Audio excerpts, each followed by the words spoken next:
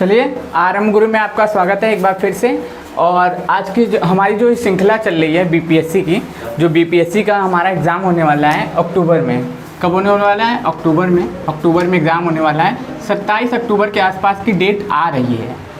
मे भी 27 अक्टूबर तक हो सकता है, ये कंफर्म डेट नहीं है, लेकिन अक्टूबर में ही होगा। तो हमारी जो आधुनिक भारत के इतिहास की जो श्रृंखला चल रही है, तो ये जो हमारा सेशन चल रहा है ना, ये दो एग्ज़ाम को टारगेट है। एक है बीपीएससी, एक है बीपीएसआई, यानी कि बिहार दरोगा और बीपीएससी। तो ये दो एग्ज़ाम को टारगेट करके ये हमारा टॉपिक है। तो सामाजिक धार्मिक सुधार आंदोलन का ये मेरा दूसरा वीडियो है। इसके फर्स्ट पार्ट भी होंगे, आप उसको देख लीजिएगा, फिर इसको देखिएगा, तब आपके लिए ज़्यादा बेनिफिट लाएगा ये वीडियो। चलिए आइए स्टार्ट करते हैं। सबसे पहले आरएम गुरु में आपका स्वागत है।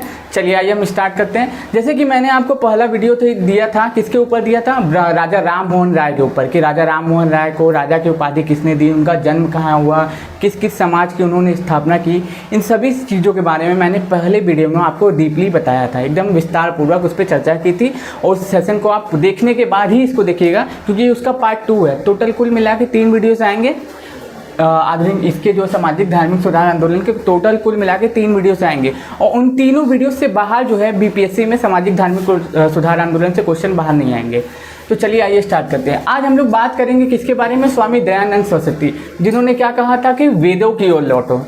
ये क्या करते थे? हिंदू समाज के सबसे बड़े धार्मिक सुधार आंदोलनों में से एक थे। समाज सुधारक थे जो क्या करते थे, हिंदू समाज में हुई जितनी भी कुरीतियाँ थी उनको दूर करने का उपाय बता रहे थे लोगों को।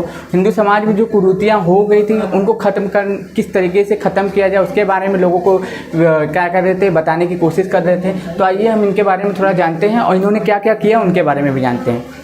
देखिए, आर्य समाज, सबसे पहला ही क्वेश्चन बन जाता है कि आर्य समाज की स्थापना किसने की? तो आप क्या कहेंगे? आर्य समाज की स्थापना किसने की थी? स्वामी दयानंद सरस्वती ने की थी। सबसे पहले आप इसका एक स्क्रीनशॉट ले लीजिए, नहीं तो मैं इस पर लिख दूंगा तो आपको ये समझ में नहीं आएगा। आई होप आपने ले लिया होगा। तो पहला ही क्वेश्चन ही बन जाएगा कि आर्य समाज की स्थापना किसने की? लोग क्या लगाएंगे? राजा राम मोहन राय, दयानंद सरस्वती, और एक ऑप्शन दे देगा आपका, क्या नाम है आपका, चित्तरंजन दास, कुछ भी वगैरह वगैरह करके नाम आपको चार्ट कर देगा। लेकिन आप क्या बोलेंगे कि आर्य समाज की स्थापना किसने की थी? स्वामी दयानंद सरस्वती ने की थी। डेट भले ना याद हो, लेकिन ये याद होना चाहिए कि किसने ये की थी। हालांकि जो रेलवे वगैरह एग्जाम होते हैं उसमें डेट भी पूछ लिया जाता है, इसमें डेट का कोई ज़्यादा महत्व नहीं है, लेकिन फिर भी आप याद करते हुए चलिएगा कि आर्य समाज की स्थापना किसने की? स्वामी दयानंद सरस्वती जी के द्वारा हुई। कब हुई? 1824 में हुई थी। इनके बचपन का नाम क्या था? इनके बचपन का नाम था मूल शंकर। पूछता है कि जो हमारे जो दयानंद सरस्वती जी थे उनके बचपन का क्या नाम था? तो इनके बचपन का नाम था मूल शंकर। पूर्णानंद ने इन्हें दयानंद सरस्वती नाम दिया था। पूर्णानंद द्वारा इनको क्या नाम दिया गया था? दयानंद सरस्वती नाम दिया गया था। क्वेश्चन ये भी पूछता है कि किसके द्वारा इनको स्वामी दयानंद सरस्वती नाम दिया गया था? तो क्या बोलेंगे कि पूर्णानंद के द्वारा इनको दयानंद सरस्वती नाम दिया गया था। इनके गुरु का नाम क्या था? इनके गुरु का नाम था स्वामी विरजानंद। कितने क्वेश्चन बन रहे हैं इससे? देखिए, पहला, आर्य समाज की स्थापना किसने की? आर्य समाज की स्थापना किसने की? दयानंद सरस्वती ने की। इनका बचपन का नाम क्या था? इनके बचपन का नाम था मूल शंकर। इनको किसने दयानंद सरस्वती की उपाधि दी? तो किसने दी? इनके जो गुरु थे। थोड़ी टेक्निकल प्रॉब्लम है, यहीं पे स्टॉप करते हैं, नहीं कंटिन्यू करते हैं। चलिए, इनके बचपन का नाम क्या था? इनके बचपन का नाम क्या था? मूल शंकर था। क्या था? मूल शंकर। इनको किसने सरस्वती की उपाधि दी थी? दयानंद सरस्वती की उपाधि इनको किसने दी थी? इनके पूर्णानंद द्वारा। और इनके गुरु का क्या नाम था? इनके गुरु का नाम था विरजानंद। क्या नाम था? स्वामी विरजानंद। हिंदू धर्म में संस्कृति और प्रतिष्ठा को सुधारने की कोशिश की।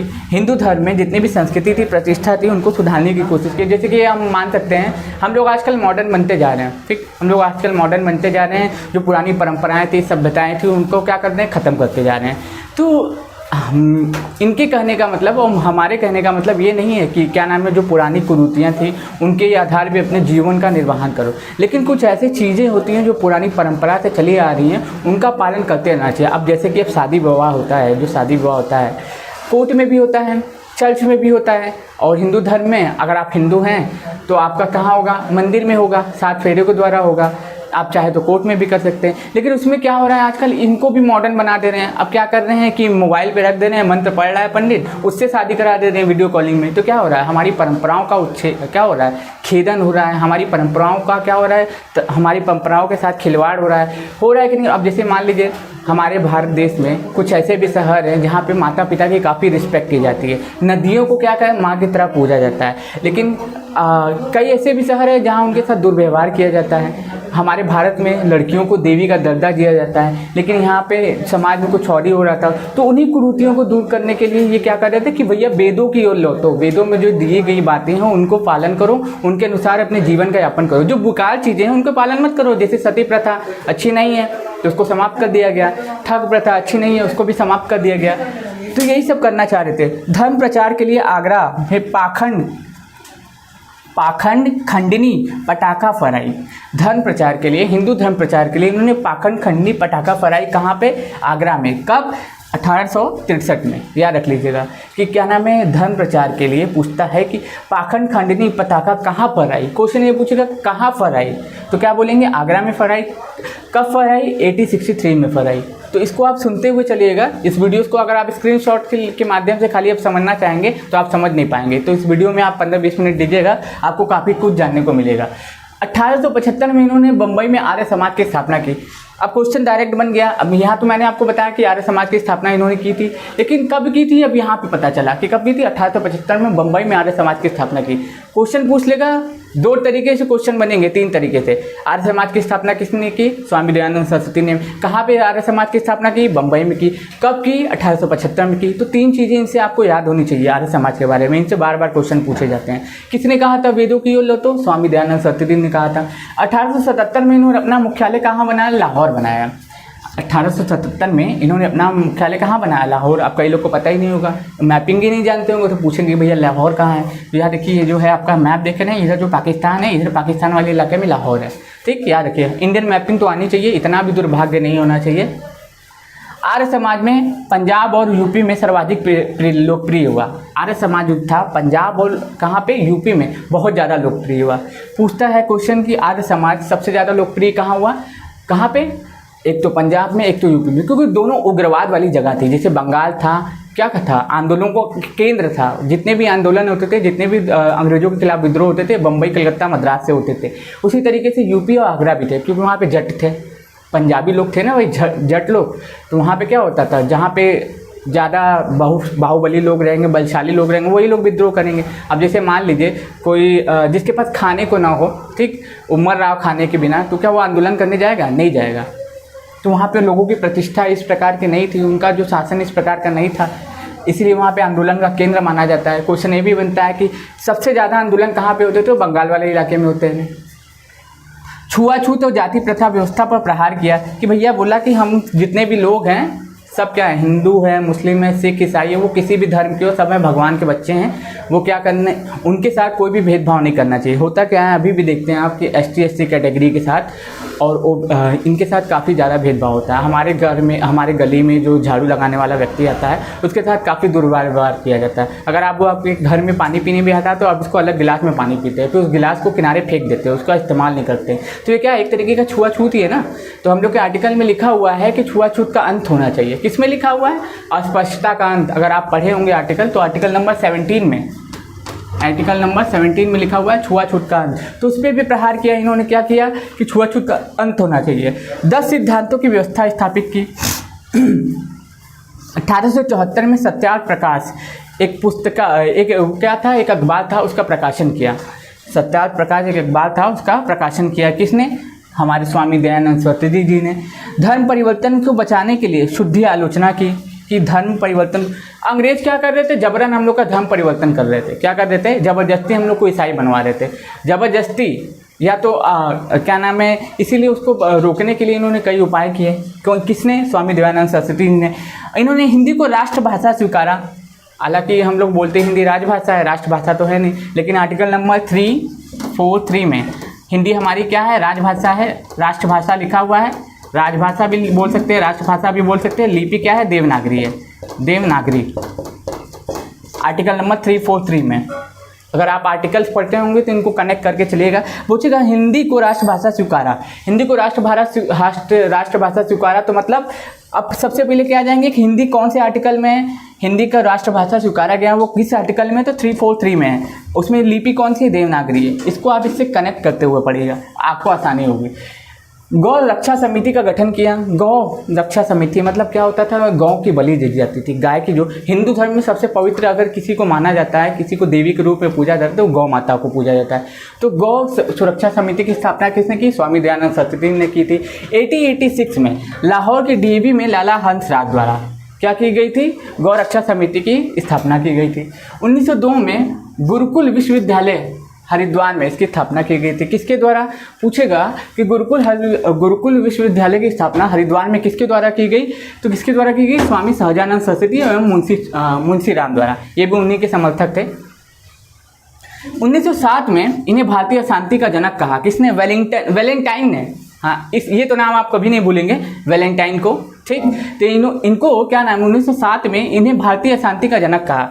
ये जो वैलेंटाइन थे, एक अंग्रेज थे, इन्होंने क्या कहा कि स्वामी जो दयानंद सरस्वती हैं वो क्या है, भारतीय शांति के जनक है। कुछ ना कुछ करते ही रहते हैं, कभी प्रकाशन के माध्यम से, कभी समितियों के माध्यम से, कभी अपने लोगों के माध्यम से हिंदू धर्म को बचाने की कोशिश कर रहे थे। हिंदू धर्म में जितने भी वेदों के अनुसार जो कलाएँ थी, हिंदू धर्म में जितनी भी परंपराएँ थी, उनको बचाने की कोशिश कर रहे थे। कौन, स्वामी दयानंद सरस्वती। तो किसने कहा था इनको भारतीय शांति का जनक, तो वैलेंटाइन सिरोल ने। किसने, वैलेंटाइन सिरोल ने। आर्य समाज को क्या करने को, समाप्त करने के बारे में भी ये कह रहा था, लेकिन किया नहीं गया। अब इनके बाद हमारे जो अगले धार्मिक सुधार आंदोलन के जो हमारे प्रवर्तक आते हैं, जो हमारे समाज सुधारक आते हैं, उनका नाम रहता है स्वामी विवेकानंद। स्वामी विवेकानंद, आप इनके बारे में 100% जानते होंगे। स्वामी विवेकानंद के बारे में, जिन्होंने विश्व धम्म सम्मेलन शिकागो में पार्टिसिपेट किया। मेरे प्यारे भाइयों बहनों टाइप का वर्ड कह के उन्होंने स्टार्ट किया था, लेडीज़ एंड जेंटलमैन, उन्हीं का दिया हुआ। इन्होंने, स्वामी विवेकानंद 1862 से 1902 तक इनका कार्यभार रहा, मतलब जन्म हुआ और 1902 में मृत्यु हो गई। इन्होंने क्या की थी, रामकृष्ण मिशन की स्थापना की थी। इन्होंने रामकृष्ण मिशन की स्थापना की थी। किसने, रामकृष्ण मिशन की स्थापना की थी। किसने की थी, स्वामी विवेकानंद ने की थी। इनके गुरु का क्या नाम था, इनके गुरु का नाम था रामकृष्ण परमहंस। रामकृष्ण परमहंस। स्वामी विवेकानंद ने सबसे पहले किया क्या, स्वामी विवेकानंद जी द्वारा रामकृष्ण मिशन की स्थापना की गई। रामकृष्ण मिशन की स्थापना की गई। रामकृष्ण मिशन की स्थापना की गई किसके द्वारा, स्वामी विवेकानंद द्वारा। इनके गुरु का क्या नाम था, इन्हीं के नाम पे है, रामकृष्ण परमहंस। रामकृष्ण परमहंस के नाम पर ही रामकृष्ण मिशन की स्थापना की थी। किसने, स्वामी विवेकानंद में इनके गुरु थे। इनके बचपन का नाम, जो स्वामी विवेकानंद थे, इनके बचपन का नाम क्या था, स्वामी विवेकानंद जी जो थे उनके बचपन का नाम क्या था, नरेंद्र दत्त। नरेंद्र दत्त, नरेंद्र दत्त, संजय दत्त नहीं, नरेंद्र दत्त, याद रखिएगा। संजय दत्त मत याद कर लीजिएगा, नरेंद्र दत्त की जगह कई लोग कंफ्यूज हो जाते हैं, पता चला वहाँ पे संजय दत्त पे टिक लगा दिए या फिर लिख दिया आंसर राइटिंग में। तो क्या नाम था इनके बचपन का, नरेंद्र दत्त। संजय दत्त नहीं, बार बार मैं बोल रहा हूँ। तो क्या नाम है इनके बचपन का नाम क्या था, नरेंद्र दत्त। खेतड़ी के राजा ने इन्हें क्या दी थी, स्वामी विवेकानंद नाम दिया था। खेतड़ी के जो राजा थे उन्होंने क्या नाम दिया था इनको, स्वामी विवेकानंद नाम दिया था। आप कभी कभी अगर आप कभी कभी कोई बुक वगैरह पढ़ते होंगे, आपको भारत के इतिहास के बारे में नहीं सही से पता नहीं चलता है। तो कई लेखकों का और कई क्रांतिकारियों का कहना था उस समय, अभी भी कहना है कि अगर आपको भारत को जानना है तो आप विवेकानंद जी को पढ़िए। वो आपको भारत के बारे में सबसे अच्छा बता देंगे। कि अगर आपको भारत के बारे में कुछ भी जानना है, भारत के बारे में पूरी कहानी जाननी है, भारत के पूरे भ्रमण के बारे में जानना है, तो आप किसको पढ़िए, स्वामी विवेकानंद जी को पढ़िए। ठीक, तो चलिए इसको कंटिन्यू करते हैं। इनके बचपन का नाम नरेंद्र दत्त था। खेतड़ी के राजा ने इन्हें स्वामी विवेकानंद नाम दिया था। खेतड़ी के राजा ने इन्हें स्वामी विवेकानंद नाम दिया था। 1893 में इन्होंने विश्व धम्म सम्मेलन शिकागो में पार्टिसिपेट किया था। वही जहाँ पे गए थे वहाँ पे लेडीज़ एंड जेंटलमैन नाम दिया था। तो 1893 में इन्होंने क्या किया था, विश्व धम्म सम्मेलन में पार्टिसिपेट किया। कहाँ पे, शिकागो में। अब देखिए 1893 में 3 चीज़ें हुई थी। 3 चीज़ें, एक तो महात्मा गांधी विदेश पढ़ने गए थे अफ्रीका, ठीक। 1893 में एनी बेसेंट भारत आई थी और 1893 में इन्होंने क्या किया था, ये जाके कहाँ पे, शिकागो में विश्व धम्म सम्मेलन में पार्टिसिपेट किए थे। तो इतनी बातें इससे आप याद रखिएगा, 1893 से कनेक्ट होता है, इसलिए मैंने आपको बता दिया। अब देखिए न्यूयॉर्क में वेदांत सोसाइटी का स्थापना किया था। न्यूयॉर्क में इन्होंने वेदांत सोसाइटी का गठन किया था। न्यूयॉर्क में इन्होंने वेदांत सोसाइटी का गठन किया था। याद रखिएगा, बार बार चिल्ला रहा हूँ, न्यूयॉर्क में इन्होंने वेदांत सोसाइटी का गठन किया था। 1896 में इन्होंने क्या किया, रामकृष्ण मिशन की स्थापना की। 1896 में इन्होंने क्या किया था, रामकृष्ण मिशन की स्थापना की थी। 1896 में इन्होंने रामकृष्ण मिशन की स्थापना की और 1900 ईस्वी में उन्होंने दूसरे विश्व धम्म सम्मेलन में पार्टिसिपेट किया, जो कहाँ पे हुआ था, पेरिस में हुआ था। जो दूसरा विश्व धम्म सम्मेलन था वो कहाँ हुआ था, पेरिस में हुआ था। उन पे पार्टिसिपेट उन्होंने कब किया था, 1900 ईस्वी में किया था। तो इससे आप इतनी चीज़ें कनेक्ट करके जोड़ के याद करते हुए आगे चलिएगा। ठीक, कितनी चीज़ें मैंने आपको बता दी, इसको एक बार रिवाइज करते हैं। इसको 2-3 बार देखिएगा, इससे क्वेश्चन आपको 100% देखने को मिलेंगे, चाहे बीपीएससी हो, चाहे बीपीएसआई हो, चाहे इंडिया का कोई भी एग्जाम हो, अगर वो गवर्नमेंट एग्जाम है तो। ठीक, क्योंकि इससे बाहर आपको आर्य समाज नहीं आएंगे। ये पार्ट 2 है, पार्ट 3 आएगा, उसके बाद कोई पार्ट नहीं आएगा, क्योंकि 3 ही पार्ट में पूरा समाप्त हो जाएगा। तो चलिए इसको एक बार रिवाइज करते हैं और समाप्त करते हैं। चलिए, सबसे पहली बात, आर्य समाज की स्थापना किसने की, स्वामी दयानंद सरस्वती ने की थी। बचपन का नाम मूलशंकर था। इनके गुरु का नाम क्या नाम है, पूर्णानंद ने इन्हें क्या नाम दिया था, स्वामी दयानंद सरस्वती नाम दिया था। गुरु का नाम क्या था, स्वामी विरजानंद था। हिंदू में संस्कृति को बचाने का कोशिश किया इन्होंने। पटाखा खंडनी, पटाखा फहराई 1863 में। फिर 1875 में आर्य समाज की स्थापना की। 1877 में अपना मुख्यालय लाहौर ले गए। आर्य समाज में यूपी और क्या नाम है, आगरा, यूपी पंजाब में, जहाँ सबसे ज़्यादा लोकप्रिय हुआ, यूपी और पंजाब में। छुआछूत का अंत करने का प्रयास किया इन्होंने, इनके 10 सिद्धांतों के आधार पे कि सब धर्म एक हैं, सभी बच्चे हैं भगवान के, किसी के साथ कोई भेदभाव मत करो, वगैरह वगैरह। आप याद कर लीजिएगा, बहुत चीज़ें होती हैं तो ये पूछे नहीं जाते हैं, बस 10 सिद्धांत पूछे जाते हैं। 1874 में सत्यार्थ प्रकाश नामक एक पुस्तिका का प्रकाशन किया।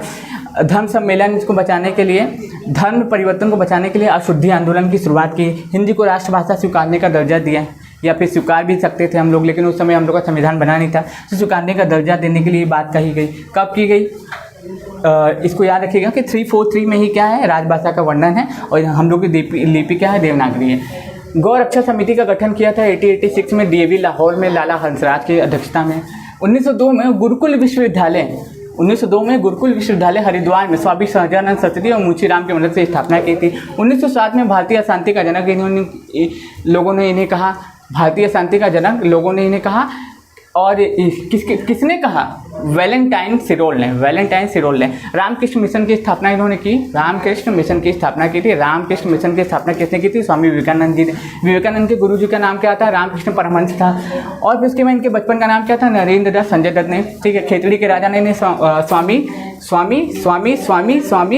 स्वामी विवेकानंद की उपाधि दी थी, 5 बार बोला है, इसलिए याद रखेगा। 1893 में पहले विश्व धम्म सम्मेलन में पार्टिसिपेट किया और वेदांत सोसाइटी का गठन किया था। कहाँ पे, लंदन में, न्यूयॉर्क में, सॉरी मेरी गलती है, न्यूयॉर्क में वेदांत सोसाइटी का गठन किया था। 1896 में क्या किया था, रामकृष्ण मिशन की स्थापना की थी। और 1900 ईस्वी में कहाँ पे कि पेरिस में दूसरे विश्व धम्म सम्मेलन में पार्टिसिपेट किया था। इसी तरह इसको रिवाइज करिएगा, इसको खत्म करिएगा। मैं आशा करता हूँ आपको ये वीडियो पसंद आया। अगर पसंद आया तो लाइक करें, सब्सक्राइब करें और चैनल को आगे बढ़ाएं। धन्यवाद।